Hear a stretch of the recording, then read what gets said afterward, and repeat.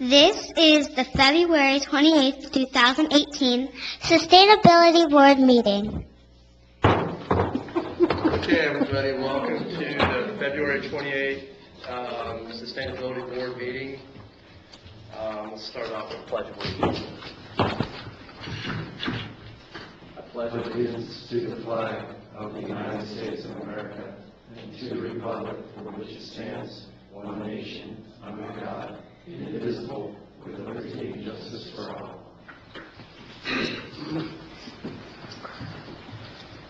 All right.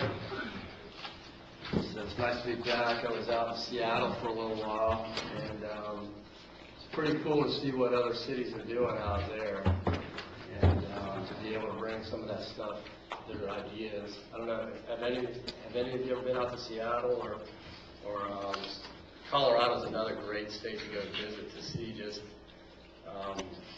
how sustainable living can really, what it really looks like, you know, with the way they deal with their waste and recycling and just all kinds of stuff. So the first item on the agenda is just to open it up to public comment. Do you have any public comment?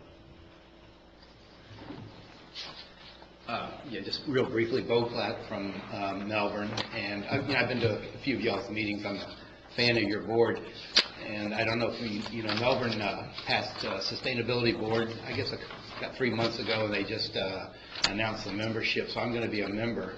And our first meeting will be 2 weeks from Friday, and I've approached the city of Melbourne Beach, the town of Melbourne Beach, about this, and I wanted to run this by you, David. Okay. That in our organization, we would like to maybe get together with y'all for some direction, not necessarily in what to do, but how to get things done and organizational ideas. Right.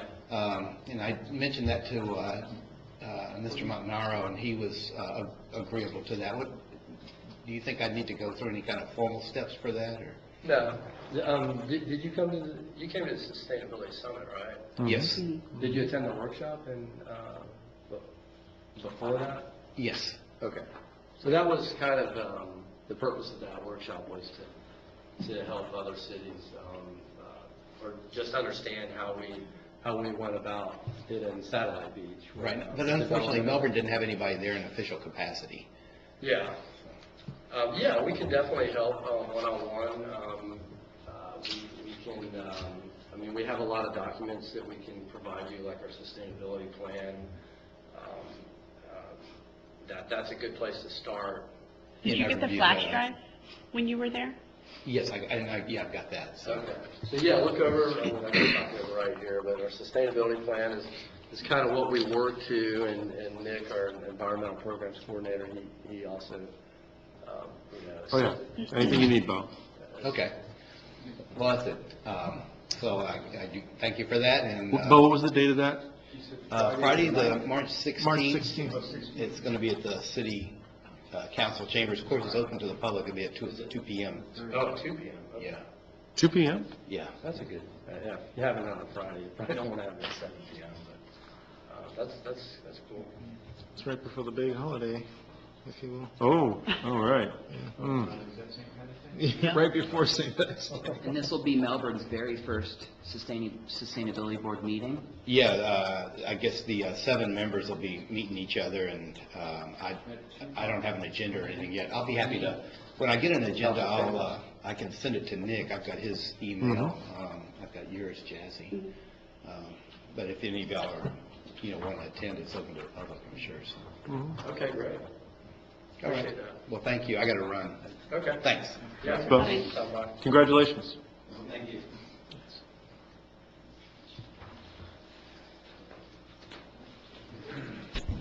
Rodney Smith, 265 South Broadway. And I want to you, Nick and Chris to become members of the Sustainability Board. Okay. Yeah. And so I got a plan. Anything to do with Surfrider? No, no.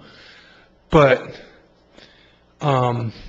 we will do a city compost on the site of our city garden. I like that idea. Yes, I was actually thinking about that today yes, somewhat, yes. believe it or not. And, well, So where do we get the compost material? Publix. Publix, huh? And Dave, our manager, is all on board. Okay. But, and I think that I've got a business plan to start a corporation to compost. And it's got it's got several sentences, but first one is worms. Okay. The sandy soil,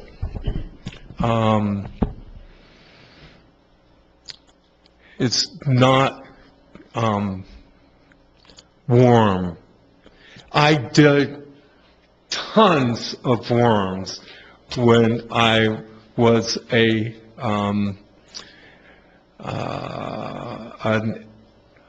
fisherman, not an angler, but a fisherman when I was young. Yeah. And they all come from the earth, the compost, okay? So you're talking like red wiggler worms? The ones that Yes, specifically for- yes. I grew up in north of Tampa, Yeah. okay? And it's all to do with the worms and insects. So I want to invite you to come and see what we will do in the next year or two. Yeah. That Yeah. sounds great. I mean, I'm all on board with that. I mean, personally, I've got worms Oh. in a 55-gallon drum that's actually it's called a barrel garden. So you put compost in the center. It has a tube in the center with holes in it, and the worms live in the soil around it, and they come in and they eat Yes. and it's basically a self-fertilizing garden that you plant the top out, and it has little pockets all around it. They sell them too, but I made mine, and it's and then every so often you have to open the bottom of the tube because all the trash or whatever you put inside of it turns into soil, and you can no longer put stuff in the top. Then you just take that out, and you can either put it in your garden or put it back in the top of the barrel. But yeah, that would be a great idea, and we just have to figure out a large scale. I think the biggest hurdles would be probably if Publix is on board, we'd have to find some type of receptacle that we could put at Publix for them if they're willing to do this. And I know they scrap a lot of food, but No. what do you think about that? Produce. Yeah, the produce, but when they get it, they're gonna have to put it in the outside that we I can know. get to. How, Yeah, I know. and if it's labor intensive, they might not be Hopefully, I willing to guess, do be it. under the discretion of our store manager, which I know he will support, Yes. I I know. anything for. I come to him and about a half an hour discussion, and he will support it monetarily and physically. Yeah. So So, okay, Garbage, have loads that, it costs, it saves them money. okay. Yeah. Because that Thank costs you, money Rodney. to throw garbage. We'll follow up with you and with Nick on that. We had a conversation about compost with the city manager after the sustainability summit, particularly on the idea of getting residents involved.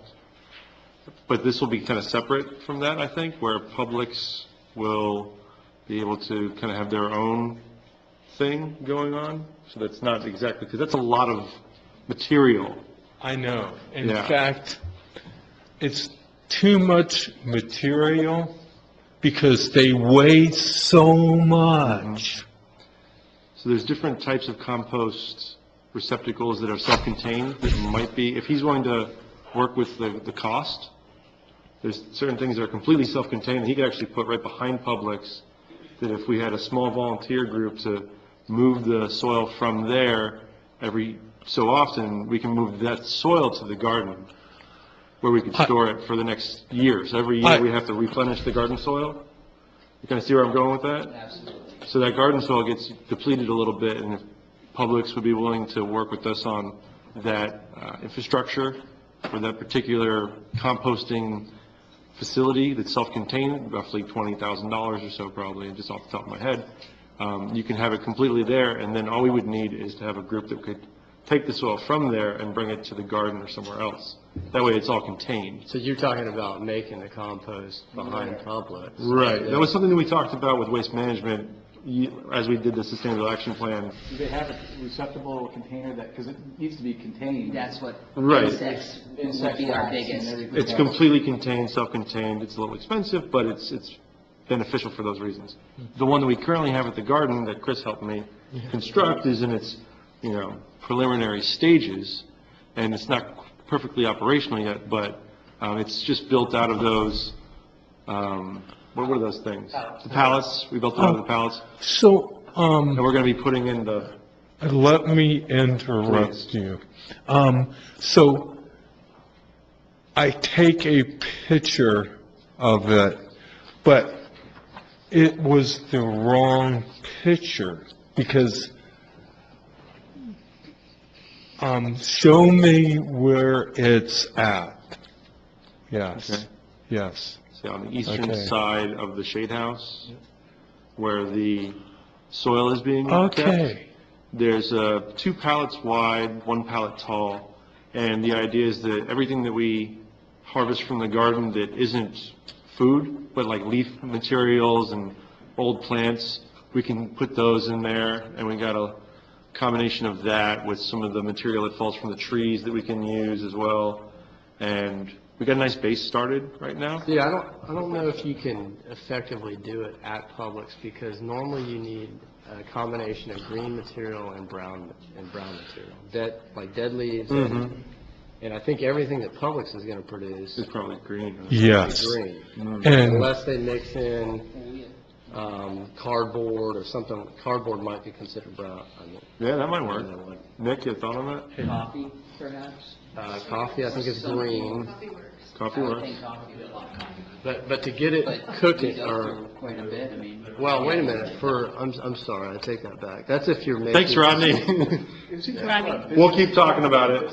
Thank you, Rodney. For worm gardening, you don't need brown material. I take that back. No. For making compost, you need brown and green material, and you have to aerate it. Water, it's a process. Yeah. Well, even if we- With trash cans. If we did the coffee angle with maybe some cardboard, and we could maybe even bring a little bit of leaf material if we had to, So is that, since, because there is some space back there. Oh, yeah. Yeah, Oh, there's plenty, yeah. yeah. You might get hit by a car, would you be, 16-year-old driver. would you be interested in working with Rodney on that and kind of being the Absolutely. liaison? Okay. Okay, Absolutely. because that's a green achievement target, so that fits perfectly with the Sustainability Action Plan. That would You be just- great, because you work at Publix and you do the. Welcome aboard, Nick. Yeah. We're already- Great, perfect. Yeah, I mean, it's fun to have your own project. All right, you're done. More comments. You guys are bad. All right. All right, so are there any more public comments? No? Okay. Okay, so the next item is a staff update. Nick, what do you have? Okay, so we have some events coming up. I'll start with those. Coastal Garden Fair, you may have seen the signs out for the Beautification Board's Coastal Garden Fair, March 17th. That's a great event, by the way. Great event. I hope everybody can attend, and of course, we'll be tabling. I'll give a small talk. If anybody would like to volunteer to be there to help out, it'd be great. I greatly appreciate that. What's the date for that again? 17th. Saturday. 17th. Yeah. We talked to Waste. That's St. Patrick's Day. Oh, it is. It's St. Patrick's No, Day. you wore a green That's shirt true. for this. I did. I wore a green shirt. Yeah, I'll volunteer. I'm going to be there. Okay, great. For part Yeah. of the day anyway, so. So we did get recycling bins from Waste Management. So we have 10 recycling bins that we can bring over there to make sure that we try to keep it as green as possible. And those are ours now. Waste Management has given those to us. If we want to retrofit them, modify them so that there's like holes specifically for the size of different cans or things, we can talk about that later. Since this is a city event, are all the vendors being instructed that they cannot, We created the language, we handed out the paperwork. No and stuff like that. plastics, no So they, foam, and I think no- that, as far as I know, that, disposable plastics? and if anybody that's there sees anything that isn't in line, let us know, and we'll go ahead and talk to the vendor, and, because it's still in that transition period, but they did get the paperwork, Okay, as great. far as I understand. Did you say this is at the Schechter Center? Yes. I think it's in between the Schechter Center and the post office, right? It takes part of the parking lot up too, Yeah. sometimes, but usually that green area. But all the plant vendors, The great green lot. yeah, if you haven't been It's a good there, one. it's a great opportunity to Green. buy plants and all kinds of other cool stuff. Coastal Garden Fair. March 17th, Saturday, Coastal Garden Fair, March 17th, like 9 a.m. to. 9 to 3. Tell your neighbors. Yeah. It's at the DRS Community Center. Oh, okay. It should be in the Beach That'll Caster. be in the Beach Caster. It is. on Is that, social media. it's not out yet, though. Should be delivered anytime. Okay, yeah. Check your Beach Casters. Are we going to do shifts for that? If you'd like to sign up for shifts. I'll sign up for a shift, but not the morning. I got to get the corned beef and cabbage done. That takes a couple hours to get started, Yeah, and then yeah. we'll cook all day. All right, so I'll put Jazzy down. What time, Jazzy? Like midday? Midday. I love it. There you go. It goes until 2, you said, or? 3. 3? Yeah. Um, Let's start at like 3, so. So I'll do morning shift with you. Morning? Yeah. Okay. Give you, help setting up and stuff. What time does it start, 9? I'll probably get there a little bit before that, yeah, 8. I'll be there at 8. Oh, Chris helping out at 8, all right. Nice. So if you want to come at 9, Chris will come at Okay. 8. Perfect. Jazzy midday, around noonish, Yeah. okay? And you said the 16th, correct? 17th. 17th, excuse me, okay. Yes, I will be able to be there. You want to pick up after Jazzy in the afternoon? Sure. So maybe around 1, Perfect. all right? So, I could be there in the morning, I have a game at not 10:30, so in the morning, like 8, I could set up and, you want to help set up too? yeah. I don't even need to be there then, you guys are good. Is it going to be the usual setup? Yeah, usual setup. Seeds out? Table, seeds, yeah, so we did have all of our seeds from the botanical interests. So we'll be giving out stuff. It ends at 2. It ends at 2? Okay, ends at 2. Perfect, all right. That's good. Okay, so that's happening. Additional to that, we also have the Surf Rider Hands Across the Sand on the 19th at Pelican from 11 to 12. That is also happening. And that's... Monday? What's that? On a Monday? It says May 19th. Oh, May, I'm sorry. I was thinking March. Does it say March? Okay, May. And the idea behind that, I think, is to stop offshore drilling and things of that nature, more on those types of lines. Check your local Surf Rider listings for that.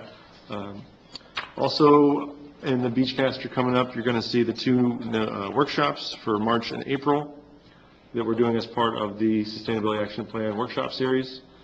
So if anybody else there wants to attend, on March 22nd, probably in this same room at 7 p.m., lawn maintenance and stormwater will be the topic of conversation. And we're going to try to get as many lawn maintenance contractors as possible to show up, and any public works people that are, in. Lawn maintenance and stormwater? Yeah, so the impacts that you have on stormwater. I got you. From a lawn maintenance perspective. And then on April 22nd, there's going to be Earth Day. Okay. And we're going to have Earth Day at the DRS Center.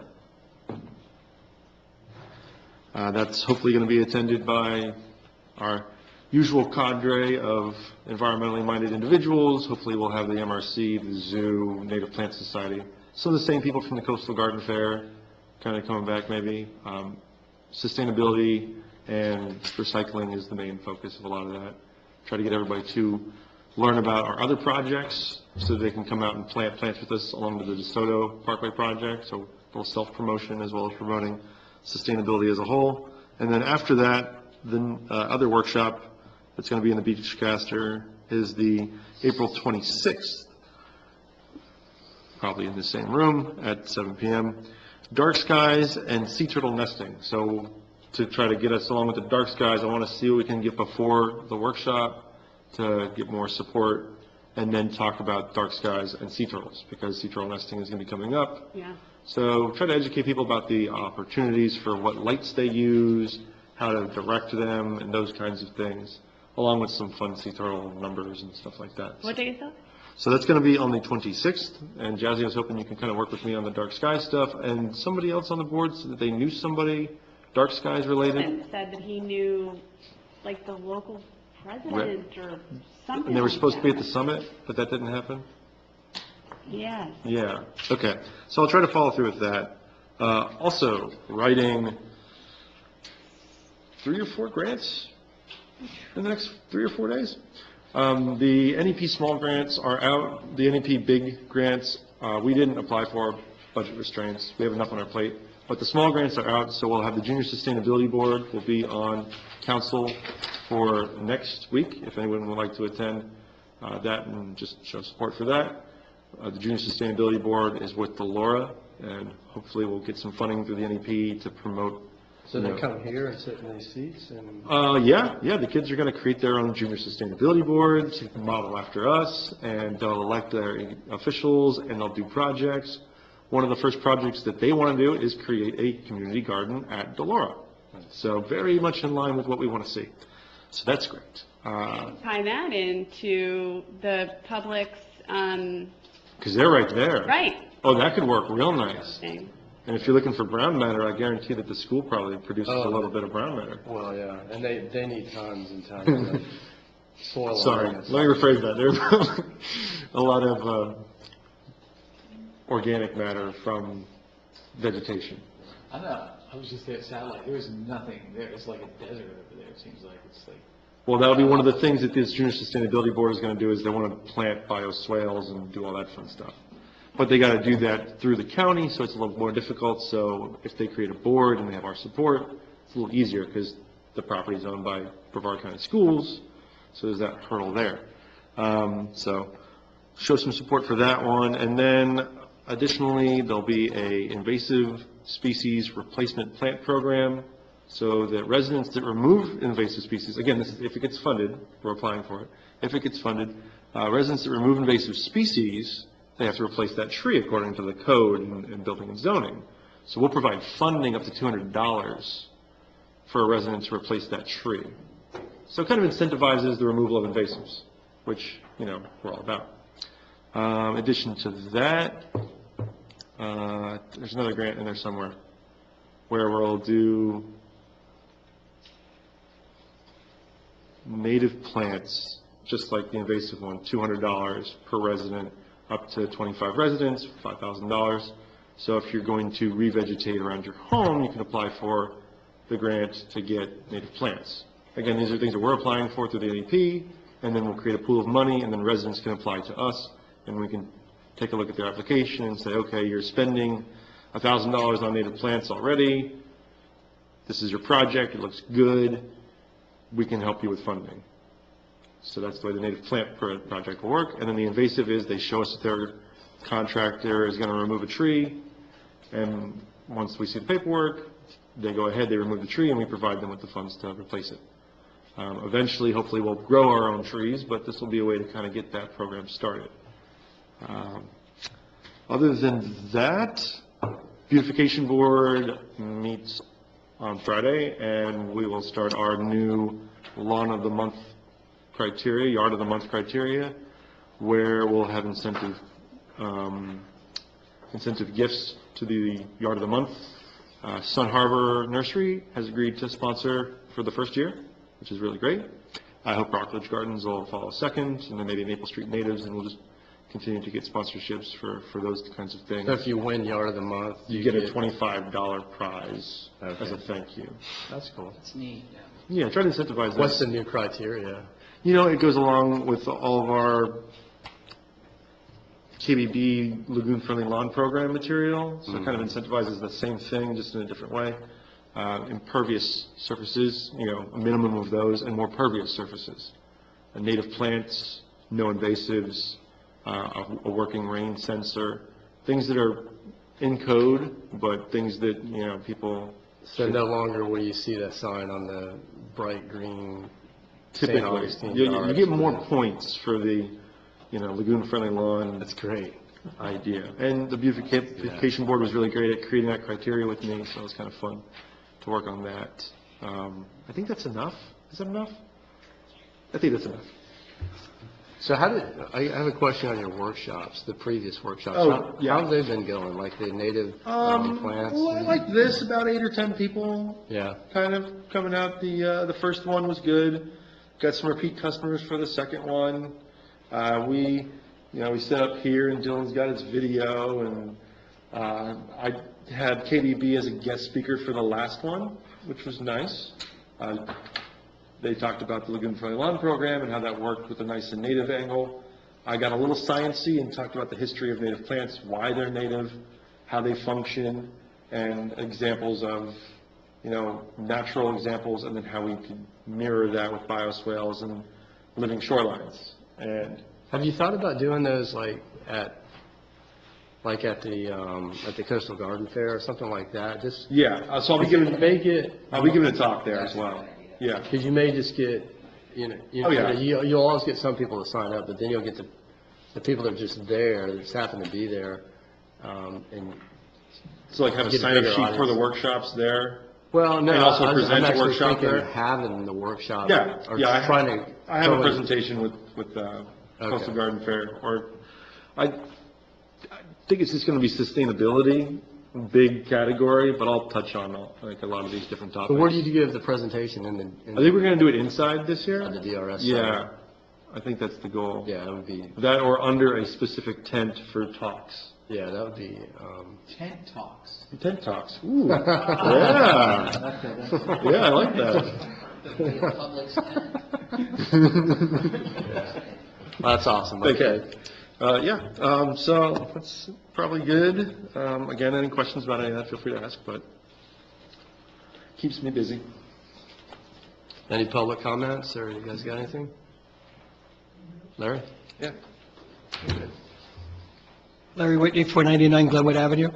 I have a question about Garden of the Month. Garden of the month or yard of the month? Yard of the Month, I Okay. apologize, Yard of the Month. When I first moved here a few years ago, what I would have perceived as the Yard of the Month is this really manicured, lots of grass, nice bushes and things like that. It looked really beautiful, and there's a sign that says Yard of the Month, and you look at it, and it's great. When you look at it through a lens of sustainability, you really want to change that and put in more, I'm making some assumptions here, you put in more native plants and get rid of things that need fertilizer and water and so on and so forth. Diversity, all those kinds of things. I have no problem with any of that. As a matter of fact, I like the idea. I think my question is more regarding how do people in the community view beauty? Yeah, the aesthetic norm. Because you can have one of these yards that's fully covered with all this stuff, and you put in Yard of the Month, and at least 70% of the community is going to go, that place is a mess. Right. Compared to the manicured thing. So this whole perception of how you look at what's beautiful needs to change. And I was wondering if there's any effort in that regard to educate the community on why we call something Yard of the Month. No, I mean, that's great.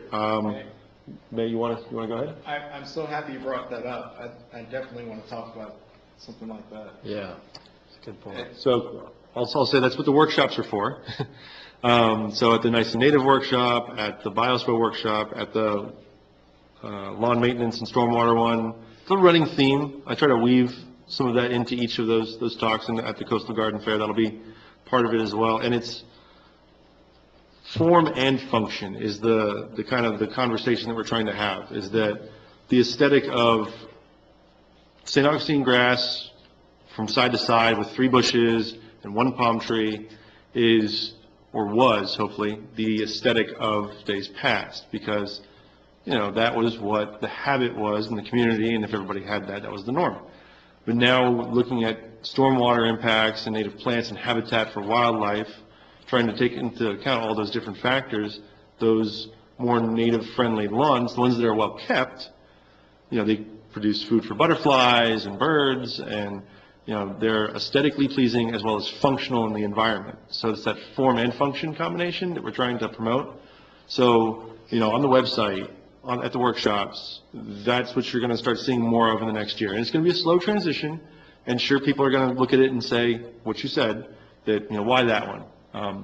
But there's been a few of those Yard of the Months that I hope that everybody could say, wow, that's really beautiful, because the amount of wildflowers are well managed, but they're also functional. So the better ways we can do that, I'm open to suggestions, because I only got 8 people attending my workshops. So I don't know how to better get people to, you know, be excited to learn about these things. But Chris, you got any ideas on that? I'm happy you brought that up in that way. I've been thinking about that for the past month. If we're going to be promoting using native plants and replacing them, we've got to replace them with something that's as beautiful as these plants that we're taking out. You know? Mm-hmm. And I'm wondering how we could actually shape these bushes, the native bushes that we have, to create these hedges that, you know, have all these invasive species in here. Yeah, there are some nice looking native landscapes, right. And but there's also some horrible ones, mm-hmm. where people just, you know, throw natives in there, and their whole intention, I guess, is just to provide habitat for wildlife. And so yeah, we need to work on that, or maybe I actually know a guy in my neighborhood who's a landscape architect, and I've been trying to get him to join the sustainability board, or at least maybe offer his expertise somehow. And that would be a great service if the city could offer that. You know, if somebody did want to convert their lawn. And so it's that small plant grant that I was, you know, talking about earlier. Yeah. To get that funding available for the people that want to do it right, they bring that to the application process. We look at their design, their plant selection, and then, you know, we provide them with the plants, or at least a portion of the cost of the plants. When it comes to the beautification board criteria, I think that's another thing that can help communicate the why and promote the ones that work, whereas some of those yards, I know we're probably all thinking of that same yard. I'm not going to say, I didn't say it, but that there are certain yards where they've gone over native, you know, and there's a certain amount of maintenance required to make that native functional and form as well, form and function.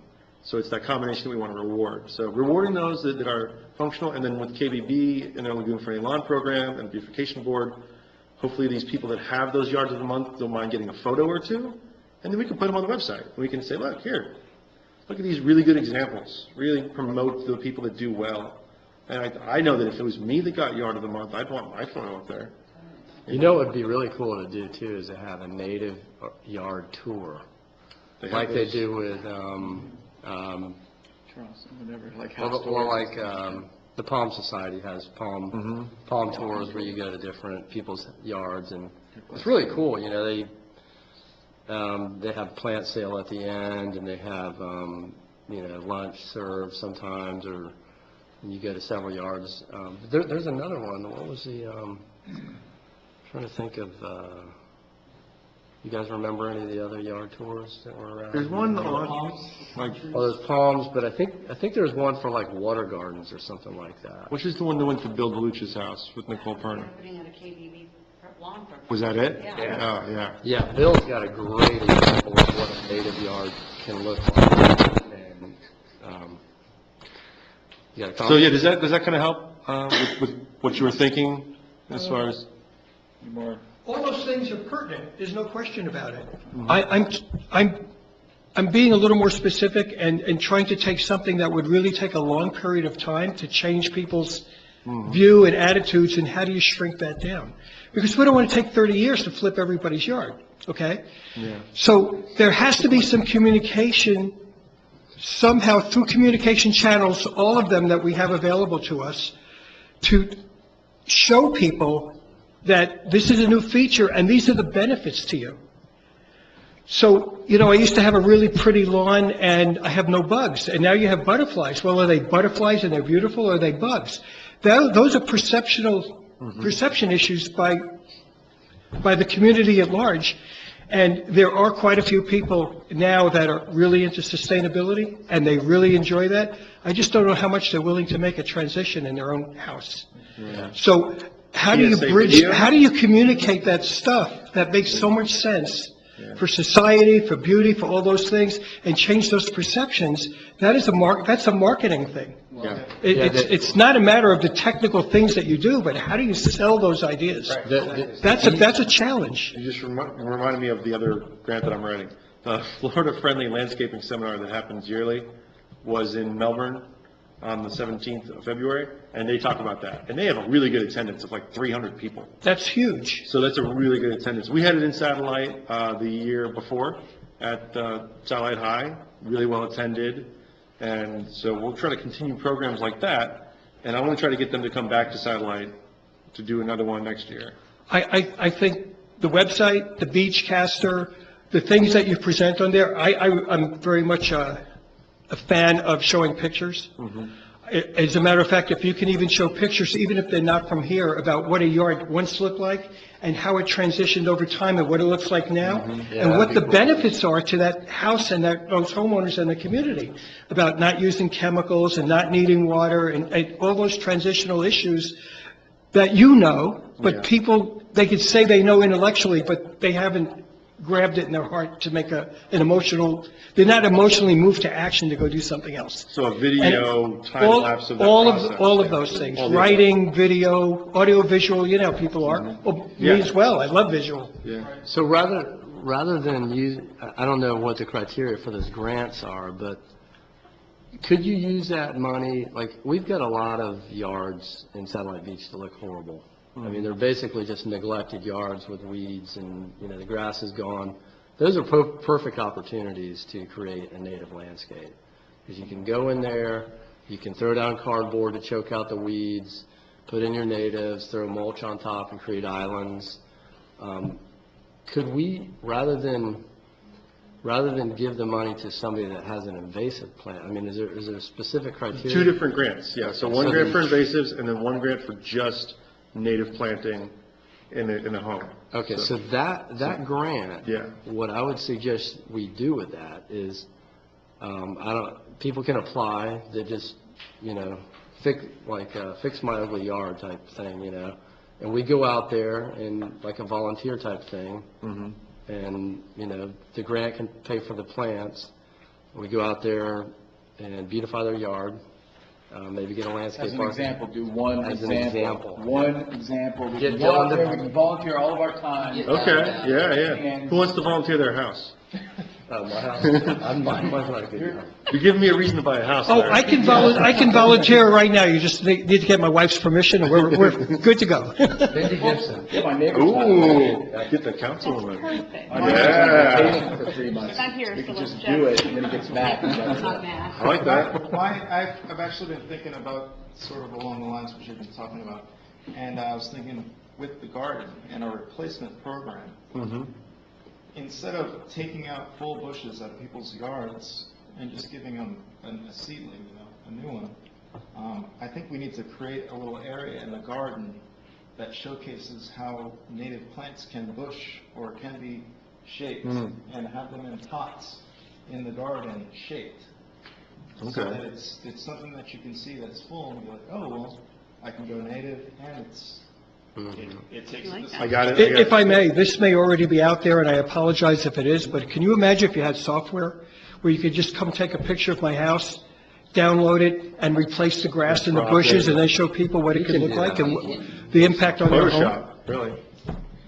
I mean, those to me are sales items. That's when you Yeah, sit down and yeah. do some consultative selling with somebody, and this thing will tend to Yeah. move from neighbor to neighbor as it becomes more common in the community. Yeah. It'll replace what's now the norm to a new norm, and that's, I think, where you want to go.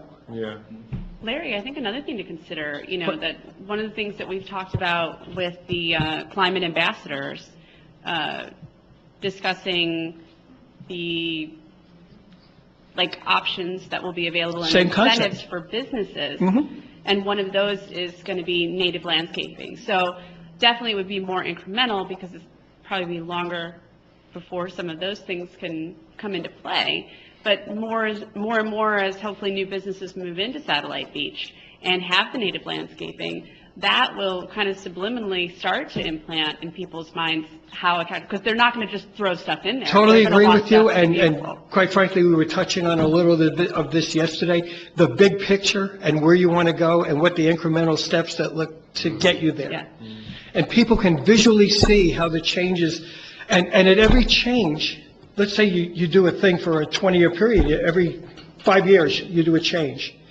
And then you list the features and benefits of what you've accomplished so far. How much lawnmower and gasoline and fertilizer and watering and all those things you no longer have to do. And by doing the next one, this is what you replace, and so on and so forth. To me, that's how it sells. Whether you have the resources to do it, I don't know, but I'd volunteer to go out and do a demonstration yard like that. Thank you, Larry. Yeah. I'll talk to my family about it. Hey, I'm Sheila Young at 315 Hamlin. I want to support everything Larry just said and ask if you thought about talking to places like Lowe's, other garden stores, and to see if they're willing to set aside a native plant display so people can go in easily and pick things out. I'm new to the neighborhood, and it's been tough to find people who can really, with an educated background, understand what is native and what is not. So it'd be helpful if even they were more educated and they had a list of what's native, and they could put some things aside for us. We can go in and just pick those things more easily. So Lowe's has it. There are several, you guys know better than I do because I'm new, but several places we can help set that up and help educate them as well. It may increase business for them. Well, we hope to be able to have natives available at the community garden. Right. To people that are for free, basically, if you're willing to sign up. So we're trying to get to the point where community garden, we have a big area out there, and we want to be able to propagate natives, and we're going to start doing that now that it's spring. And I'm thinking right in front of the racquetball wall where we want to do the mural. Yeah. Right underneath that. Probably do, like Chris was saying, a nice... Well, so we need to get rid of the grass out there anyway, and that's a perfect opportunity to just plant it out with a bunch of natives, and we can even use the seeds, to propagate more natives and divide the grasses and. Yeah. Excuse me. Go ahead. No. Last month, we were talking amongst each other. We were going to reach out to the community and look for people who have that knowledge that you're talking about. I did go over to meet with the gentleman that we talked about last month. He does have a native canopy. He does have a lot of native plants in the area, but he's not necessarily open to the idea of conversating so much about his plants. He's more about politics. So we did talk last month about finding a group of native people. I don't know how good Sun Harbor is. Sun Harbor, Lowe's, I mean... They have, Sun Harbor has more but they're not people who like understand than showcase. Lowe's. Lowe's doesn't have very much. And the thing with Lowe's that I would like to see on twofold, I think, have them maybe showcase a few natives, but also label the invasives. Yeah, well, they may not want to do that, but at least showcase, on the positive side, at least showcase the natives, that might be a start. Yeah. At least, it'll help anybody going in understanding what they're seeing, and what would be a good idea, and what might not be a good idea. So, Well, welcome to the area. I think you got a great Thanks. idea by putting it at Lowe's and things like that, because we need a list, maybe we could put it on our website, our Facebook, Yeah. about these are the natives that you should buy. We have it on There you like, go. the We can print building. it out. University of Florida Yeah. Extension in Cocoa, they Yeah. have plant Okay. sale on Fridays, isn't it Fridays? I think it's Fridays, yeah. Fridays, and it's super inexpensive, and they have mostly natives there, because that's what, they have a master garden program there. If you ever have the time to go to that course, it's held there at Extension with Sally Scalera. That's an unbelievable program, and it just talks about being native, and they do have that sale. Or you can go to the Native Plant Society meetings too. Native Plant Society meeting. Yeah, I want to go to We talked about a few of those things, didn't we? You can just Google it, Florida got Native some of Plant that. Society. We'll follow No, up. we need a list of it. I go to lists But- too. It frustrates me. I went to Rockledge Gardens library? last weekend and Yeah. got some plants from them too. I And mean, and they- it's hard to find just where are the natives. And you came over to my house and go, which ones are all natives? I'm like, these are natives, and these don't require. There and is I plant a- a lot of stuff that requires Yeah. little maintenance. I like Right. to see if it can grow Well, that's it. sustainable. How much water does it need, and that kind of stuff. There's a place in Melbourne that does only sell natives, so I found them. Is that it? Yes, I think so. But it's really tough to get any information from any of the other commercial places. And I think that they would probably welcome information, especially if they know we're encouraging more potential sales. Yeah, I'll go back to Lowe's. I'll talk to them again. Yeah. Like an area, that'd Okay. be awesome. Just these are the native. There's, growing up down in Crystal Lakes, there's this woman, and I'll never forget, my sisters and I would always ride our bikes in the back of her house. Her husband had passed, and her thing were local plants. And, I mean, she had at least an acre, right, like the very back of Crystal Lakes. Anyhow, I think she would be a good resource. Apparently, my buddy had went down there. He actually just flew in last night. I picked him up from the airport, and him and his family just today went around there, and he had mentioned this woman who I'm speaking of, and she's still back there and still has all of her plants, and I wonder, what kind of feedback I could get from her. So I'll certainly reach out to her and see what she has to say with, in regards All these to resources, we create our own nature garden tour thing like we're talking about. And then using the pictures, we could, incorporate some of those pictures on the section at Lowe's, that we've taken. And right in our area, it has to be salt tolerant. I mean, my water is 2,000 parts, 2,000 parts per million. It's super salty water coming out of it. And so the plants can barely handle that. And if you're 1/8 from the ocean, then you have to have extremely salt tolerant, all salt. So when you go near the ocean, when you start to go ride your bike or walk towards the beach, there's like 10 plants in each yard at the most. From everybody, there's only like 10 plants that you ever see in seagram's. That's the thing is, you get that like the staple natives. It's just right. Yeah. I wonder if we could utilize some space at the library to just give, Brought that up last time, wasn't that? Where would she go? well, but I mean, we have Carol the was native just here. plants there, but Yeah, so what if we could have They're like the already doing that. information, Yeah. information boards there talking about natives Master and native Garden. planters? They have signs. Oh, they do. They're gonna do, native stuff with KBB, and they're gonna have little signs next to each plant. But I mean, like, what if, isn't there like a display area when you walk in there? Oh, yeah, that's true, there is, yeah. Yeah, because we've got the native plants there already, why not put up like pictures Well- and just little information, I mean, people read when they go to the library. Okay, yeah, we need to get back on All right. topic here. We're getting on some tangents. But these are all great ideas, and we should Continue discussion. Yeah, okay, so, any more public comment? Okay, good. And you're done with this? Okay, so the next item is to discuss, take action on the next green target achievement. Or the Green achievement. Green Achievement Target, it should be phrased, or GAT, as we call them. So, I guess, does anybody want to start this, or? I mean, I can say that our conversation was dark skies. Okay. That's really the next one.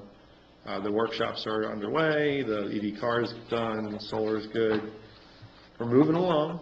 But I think dark skies is definitely the next push from my end. If you guys want to pick up anything else, Point, it's not supposed to be all your end. it's from you guys' end. You guys pick more projects to Yeah. work on as a group. Yeah, the one I briefly just looked at our plan. If you guys have not seen the Sustainability Action Plan, it is on the website, the city's website, and that's where the green achievement targets are listed.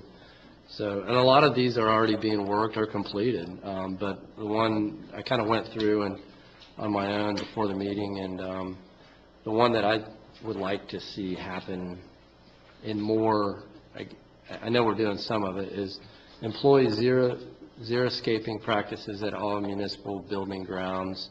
And that kind of goes along with what we want to do at, what we were just talking about at the community garden. That's probably a good place to start there. Is expanding, getting rid of more grass there. But there's certainly more visible locations that we could do it as well. So each of the ends of some of the streets, you'll see there are these little areas that have been native, but they took a little hit after the last hurricane. That'd be a nice place to start. Maybe some key spots like that.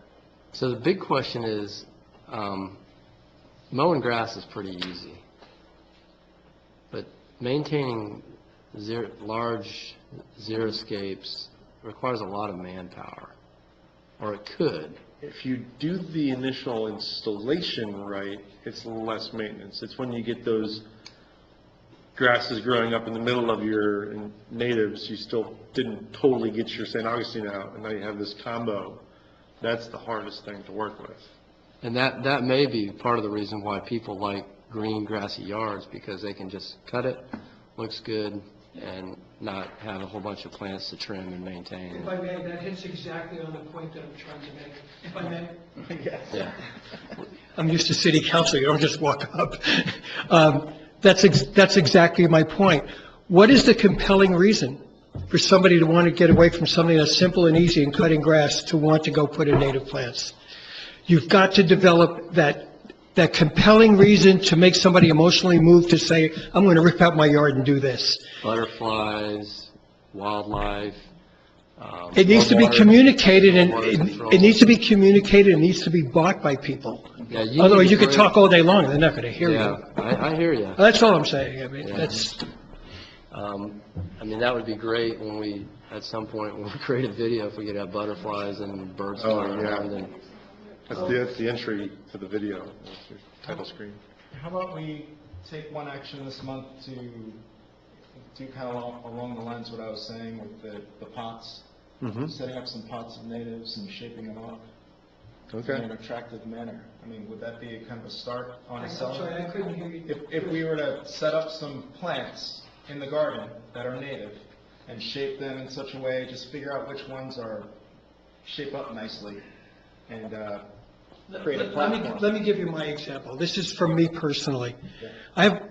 I moved here 3 years ago. The yard was in crappy condition, yada, yada. It doesn't matter. I fixed up the yard real nice. It's all grass with bushes around. And, I got some palm trees on the side, and it looks really pretty. What I would like to do is I would like to transition to a more sustainable environment at my house. If I go to your thing and you say you could buy this, this, and this, I won't do it.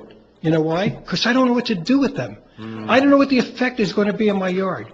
I need you to come to my house with the plants and say, take those out, put these here, and it's going to look great.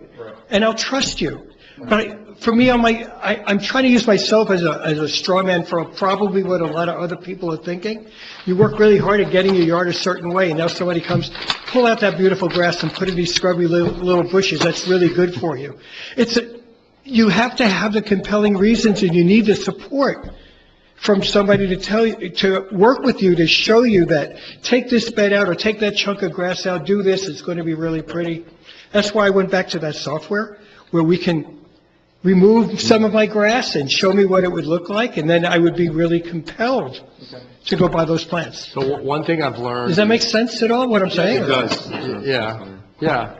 Well, one thing that I've learned is, and if you look at Bill DeLuca's yard, is if you have a shady yard with natives in it, it's going to work much better than just a non-shady yard with a bunch of natives in it, because weeds don't grow in the shade. So if you try to put a bunch of natives in, what's going to happen is you're going to have beds that are going to get overtaken by weeds, and then you're going to have this weeding nightmare. But So it's not 100%. Sometimes it'll be 10% at this house, 60% at Yeah, that so house. it's- But we want to maximize the availability that we have, right? yeah, So what if we we really could- need to think hard on this, on how we want to do it to make it effective. Could we do, I'm just going to volunteer people who aren't here tonight for stuff. So if we had Dylan do a video, right, where we have whoever's yard, right? And there's like a tutorial of, here's how you do this in the sunny part of the yard. Here's your options in the shady part. Here's the challenges that you might face. So, because obviously, who wouldn't be able to go out to your yard, everybody's yard in town, and help them. But maybe if we could put together a video that kind of breaks down the do's and don'ts, the hows and, how not to's, and show it, and then, be able to promote that lawn so people can see it. Yeah. Okay, so what, we keep going back to this idea of having a demonstration yard and I don't know if that falls into one of our green achievement targets. Is that what we want to do? Or do we want to, because we also have... I mean, it seems like it's important for people that they need to move on with. Why are we going to make this change? And they don't understand quite why. I mean, it's helping the lagoon, but also it can help you. Do you like fruit? Do you like eating mangoes? Do you like star fruit? Do you like oranges? What do you like to eat? You don't want a lawnmower exhaust and burning fuel Yeah. and having to buy fertilizer, whether it's through a contractor or yourself. Right, you can I mean, reduce your what are losses. you replacing? So you have this work because you have to trim these, but what are you replacing? Is there a benefit? Right? What is the value proposition in moving from point A to point B? Right. I like where this is going when we're focusing on the plants in your front yard. It's the curb appeal. It's the first thing we see when you go in your house. And if you have a sustainable yard, when you walk in, you're going to be more sustainable in the house. You're going to reuse. Maybe you'll start using different levels of water into gray water. It's a mindset. You have to change your mind, but you have I don't think it's a great. But how do we do that? We have to advertise. We have to get people to be knowledgeable about that. I get what you're saying. Yeah, because I'm super sustainable. I live off my land. I know what you're talking about. Okay, so let's bring it back together here and try to make, so we need to identify, as part of this action item, we need to discuss and take action on the next green achievement target. So the one that kind of falls in with this, the only one that I could find was employ zero-scaping practice at all municipal building grounds. So Dick, can you is that also what we want to read- do? I like that one. Can you also read the one about soft infrastructure? I believe it's 20. Yeah, I was looking at that. Design and implement soft infrastructure techniques to help control and filter stormwater runoff. So that also falls under that as well. So the two of those together. Okay. So do we, okay, so which one do we want to pick? Could soft infrastructure You can do be them both. Yeah, considered? Julie's right. Do them both. Do them both? Yeah. All right. I seem to think about it and bring some more ideas back next time. Yeah. And then also, And email. Nick, you said you're going to work on the compost? Yes. That's also a green achievement target. Okay.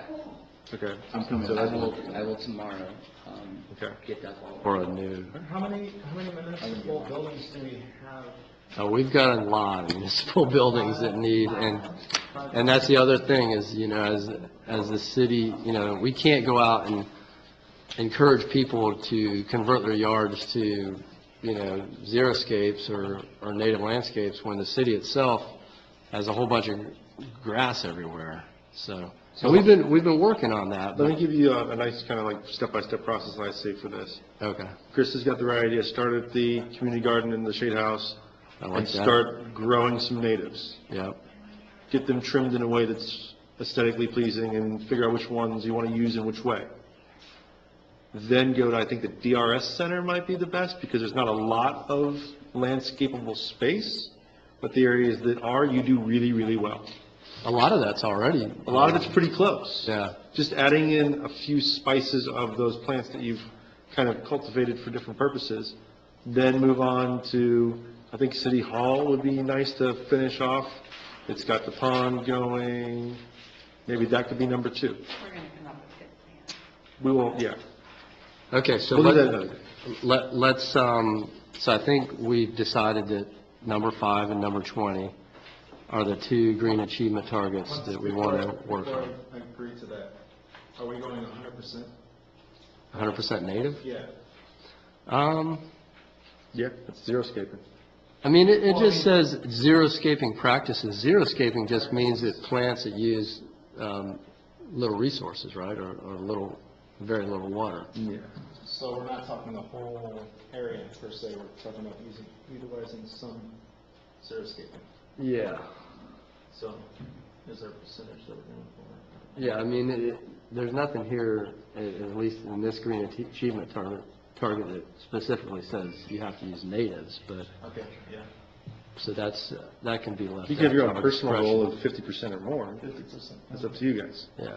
I mean, I have an edible yard, and he has an edible yard. It's so not we all don't- native, but it's not We invasive, have- which is the key. We also, practice sustainable agriculture, Right. or I'm adding natives. more Which and more. locations are you talking about? We need to focus, you gotta crawl before you walk. We gotta do one location and just like work. on it. DRS, southern exposure area. Right when you drive in off of Jackson, there's an area there, which I think would be the best place to start. On South Patrick driving in, or Avon? Off of Jackson? Jackson and Well, I mean, it's Jackson and South Patrick. South. Yeah, DRS Center is right there in Jackson and South Patrick.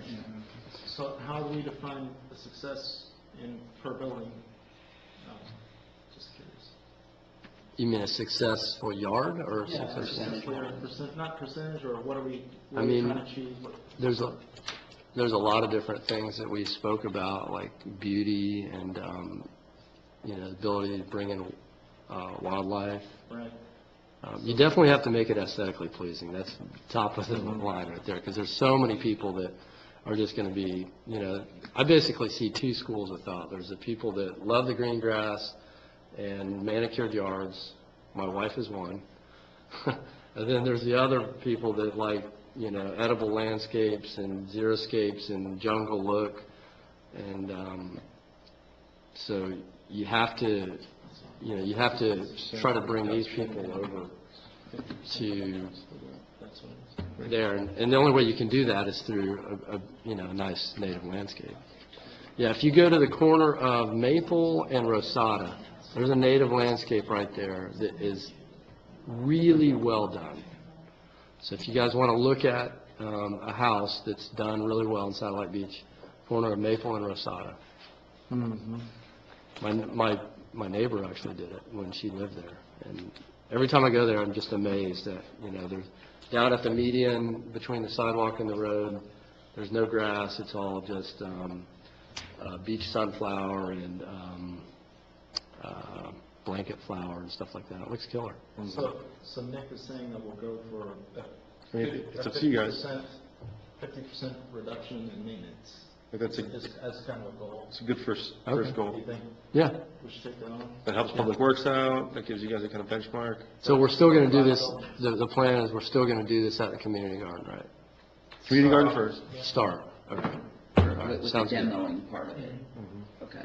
Okay, so that'll be our next green achievement target, and then we can expand on that as the garden, as our demonstration area progresses. That whole green space, are you talking about where the racquetball court is? I'm thinking the first thing that would be a good space is from the rain barrels along the back wall of the racquetball courts, out 5 feet, start there. Yeah. Well, I'll talk to Public Works, I'll see if we can use that space, it's okay with them, and I think that would be a good spot, because we have irrigation, they have the hoses there, we have the rain barrels there, we can use the rain barrels, because when they overflow, the overflow goes right into that Yeah, that's a good idea. path anyway. So that could be, Yeah, because that other side of the wall, they do movie night there and community trucks with, oh wait, what's, beer trucks, yeah, out there. where? You know the big racquetball court? Uh-huh. You never seen it? No. That's because I've had those parties. Yeah, apparently. Didn't call So don't me. use that space, because that's a good space, it's a huge screen. The one on That the- big wide space, you put a projection screen up there, you put some music, a little band. Oh, so no murals? We can't do a mural up there? Are you talking about the east-facing wall, or are you talking Yes. about the north-facing wall? The east. The east wall. The east wall is where we're going to put the mural, right? Can we, well, we were talking about a mural. Yeah, but you can still, you talked about putting a mural. Yeah, we're getting off topic. Oh, yeah. So, okay, so I think we've satisfied, item number 5. Any public comment on that? On the bottom. Yeah, don't mess with Okay, that big green good. space, it's nice. Okay, project updates from board members, brainstorm. I think we already did plenty of brainstorming. So any project updates? It's pretty rainy in here. I think we're good. Yeah. I just wanted to share one thing, because right before our meeting tonight, I came from my kids' science fair, which, I don't know if any of you guys have been to any kids' science fairs lately, but they're awesome. And there was a 4th grade girl named Denali Narendram, and she is a Satellite Beach resident, and she showed me her project, which had to do with measuring carbon, like CO2, and how it expands in the sunlight, what happens to it in the shade, and all of this. And she said, I want to present this to the sustainability board. And I said, well, I'm on my way in like 10 minutes. Do you want to hop in the car? But she really thought about it for a second, and I'm like, no, you got to keep this here for the judges tomorrow.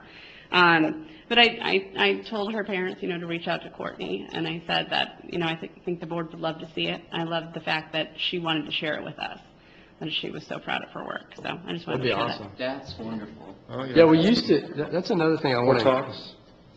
Like speakers, you mean? Yeah, that's another thing I want to encourage.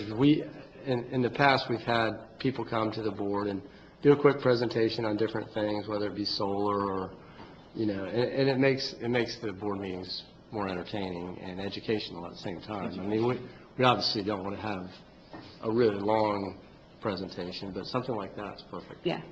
It's so great to see these kids, they care so much about what's happening, and they have all these great ideas at these young ages about it. And the idea that they want to present it, at City Hall, I'm like, please. Or that. Well, you can save that for item number 7, because that would be an agenda item for maybe the next meeting.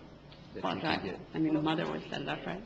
Yeah, Lily and I will walk the beach and collect, as we pick up trash, and Lily will find certain items that she likes, and by the end of the week, she's made some sort of creation out of them, and I have like 6 at this point, and the same goes with when I recycle metal. I scrap metal to help make ends meet, and when I'll strip wire and, a higher gauge, copper wire, and she's made all kinds of cool stuff with that, and I think those are great ideas, and looking at our youth as well, and bringing and involving them in these discussions we're having, I think that's great. Okay. Anything else? No, that's it. So we got a science project, an eco art demonstration. Recycled art. Yes.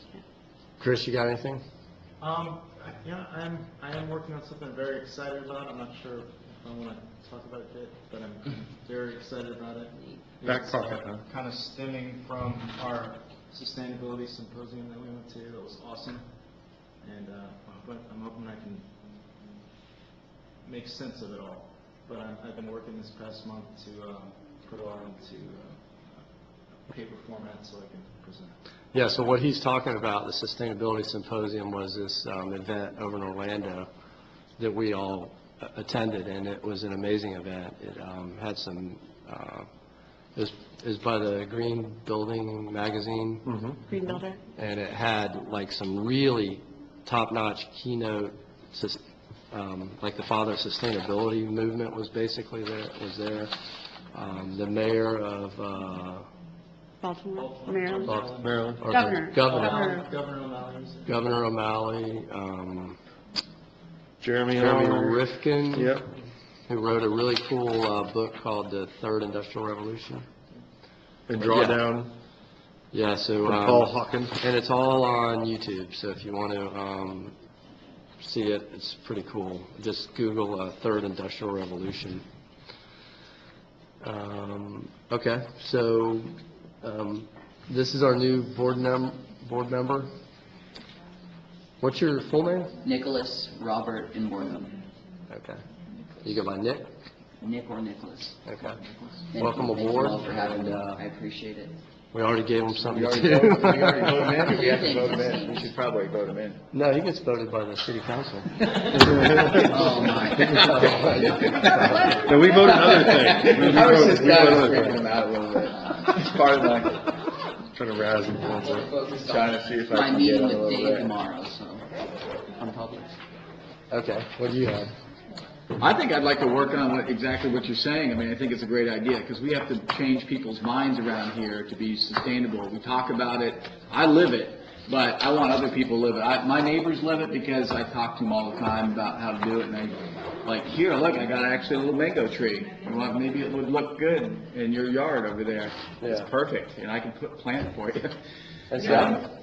I think that's a sustainable practice, to have an edible landscape. But, Yeah. you know, some people just think, okay, you just need to have a native landscape. It is, but we could do some kind of a video with Dylan, and maybe, like you're saying, like an example, like you were saying, and I think we could just take if we get the grant, it'd be awesome to have the... A little portion of it, I could put a little portion of it for a demonstration. Because if we can just volunteer the time and Mhm. get $250 worth of plants, we can make a difference.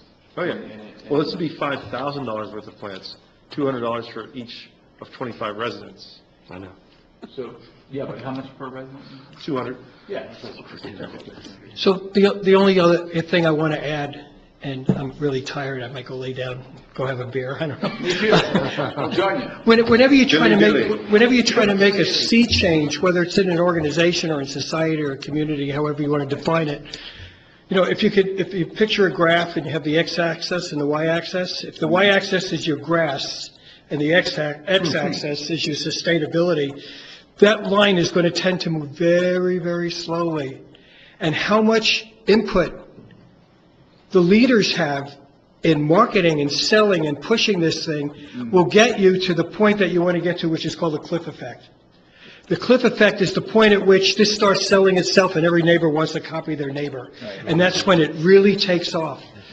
Also, the fact that you said before the city still has a lot of grass, that's actually a good marketing tool, because you're not telling people to do something, you're saying, come with us. We're in this process as well. We're not singling you out that you have a bad lawn. We all have changes to make, and we can do this together. And then you have a group that you can come to and ask questions and learn and share.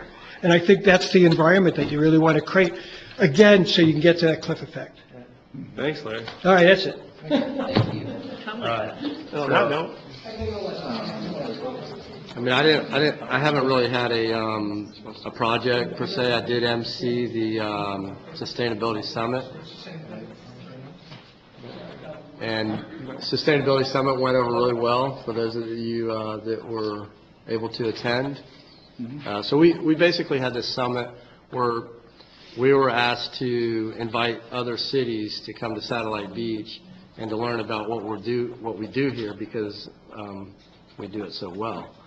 And so we had this summit, and I was asked to MC it, and did a really good I thought job. there'd be like 15 people there. And I show up, and that entire room was filled with people. Not enough chairs. There's not enough chairs. It was unbelievable how much, I don't know, what was like 75 people? 100 and something people. 100? Oh my Yeah. God. Yeah, I was nervous. I haven't spoken We ran out of food. people in a while.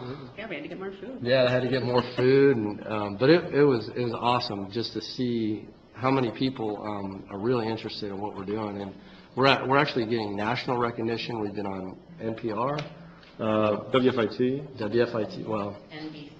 NBC. yeah. So it's pretty cool what we're doing here, and Fox?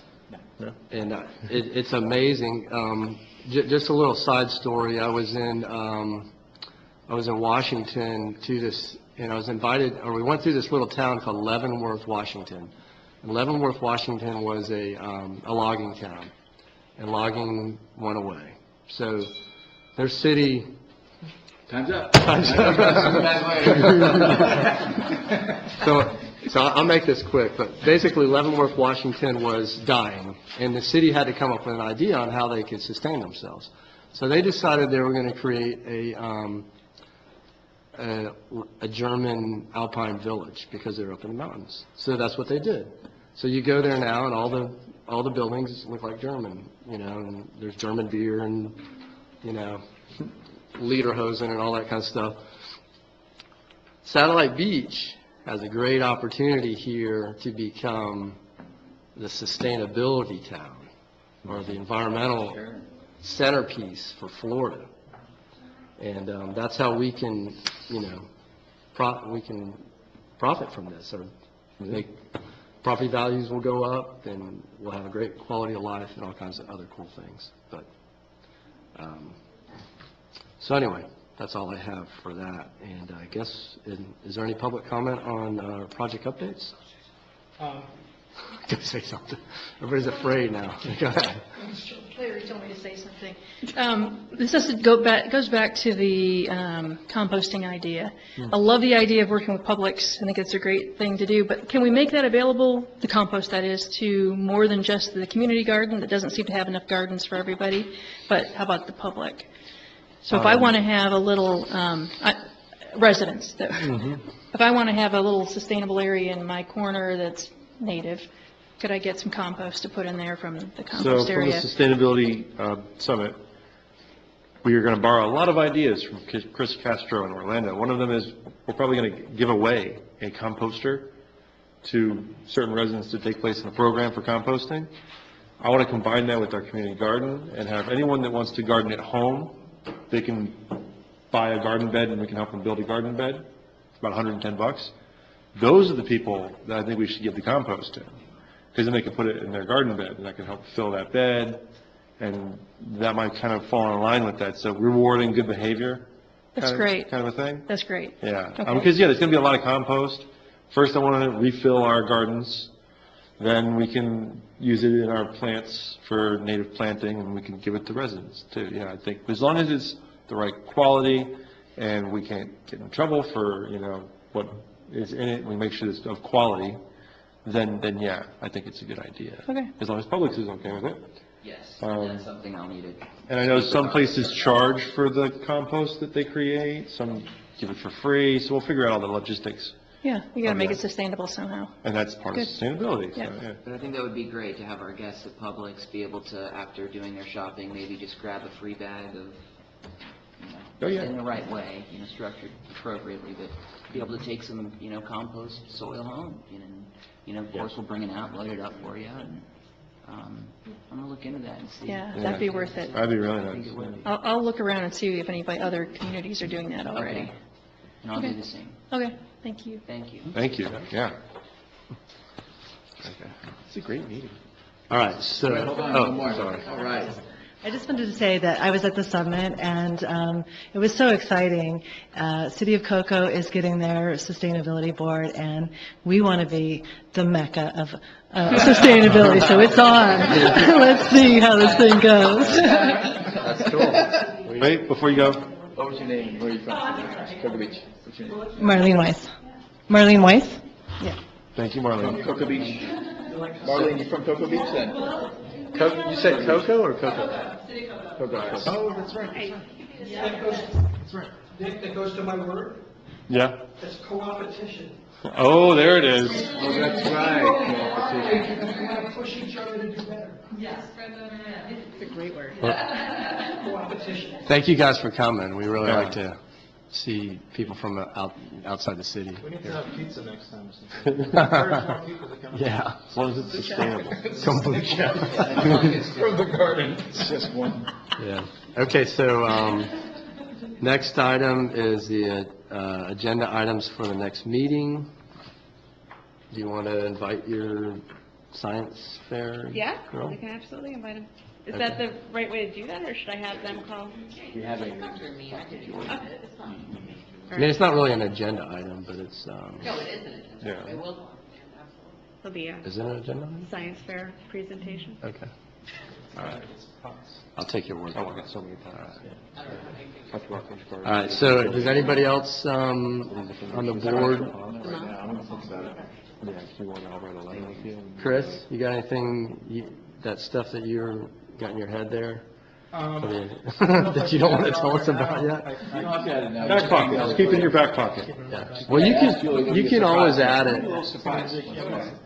Okay, but that would be great. We would love to have, yeah. Well, you had yours, okay. I don't really have anything other than just maybe to continue this conversation about the native lawn. Yeah, it's good. We'll discuss how many. Can we do that? Just add an agenda item to continue the because we. We need to really work on that with Dylan. Yeah, I think we should put that on there. So just, I would call the agenda item, discuss, what do you want to call it, like? It's basically changing the mindset of people, of why to be sustainable, why are you going to grow your yard? What do you call that? It's going to be, It was part of Yeah. Achievement Target 20, right? Yeah, but it doesn't really target it as well as I would like it to, so. Not 5, 20. 20? I mean, could that be considered soft infrastructure? It is exactly, yeah, it's all. I mean, there's a lot of things that could fall under that, design and implement soft infrastructure techniques to help control and filter stormwater runoff. Okay, yeah, so we're going to continue that. Could we also continue talking to local neighbors about their natural yards?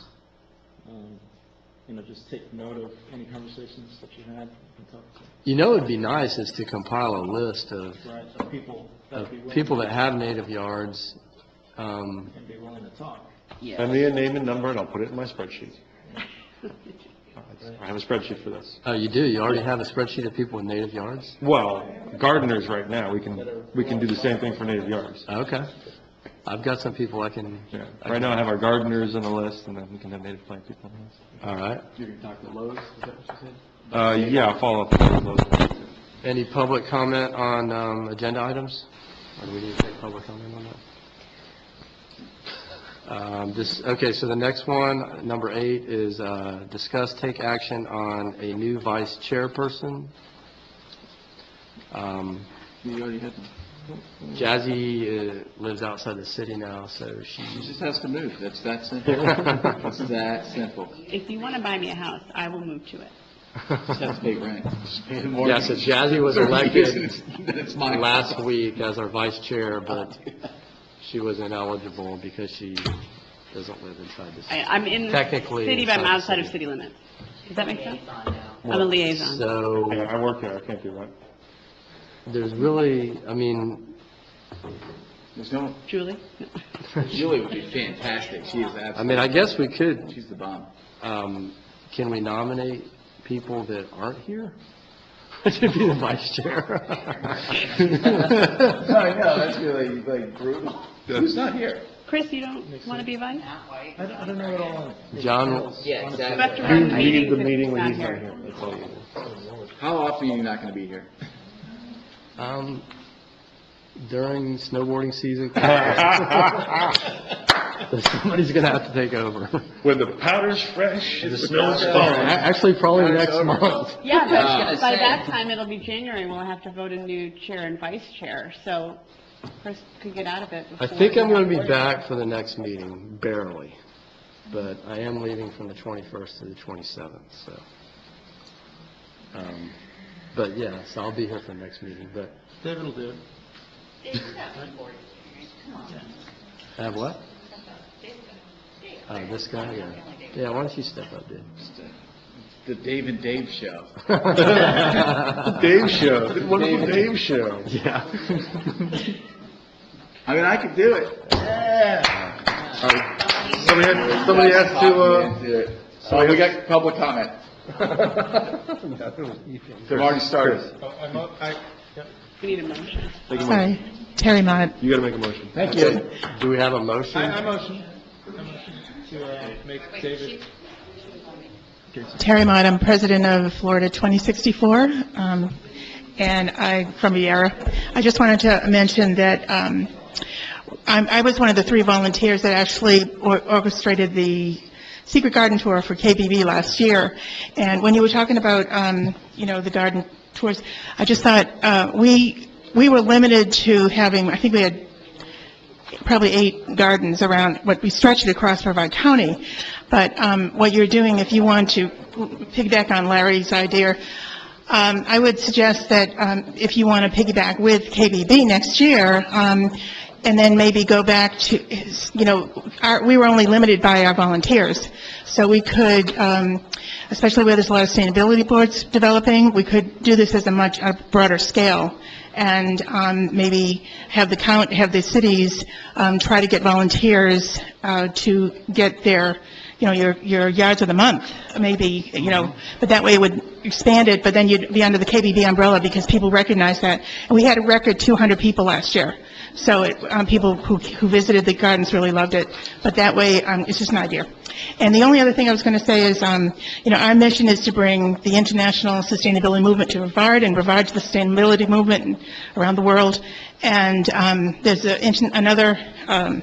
the next International Sustainability Conference is going to be in San Francisco on May 1 to 4. I'm going to be going, but I would sure love to get somebody from this board to go. Pay for my ticket, I'll go. It's, yeah, I don't know what kind of budget you have, but it's a life-altering experience to attend these events, and so it's in San Francisco, May 1 to May 4.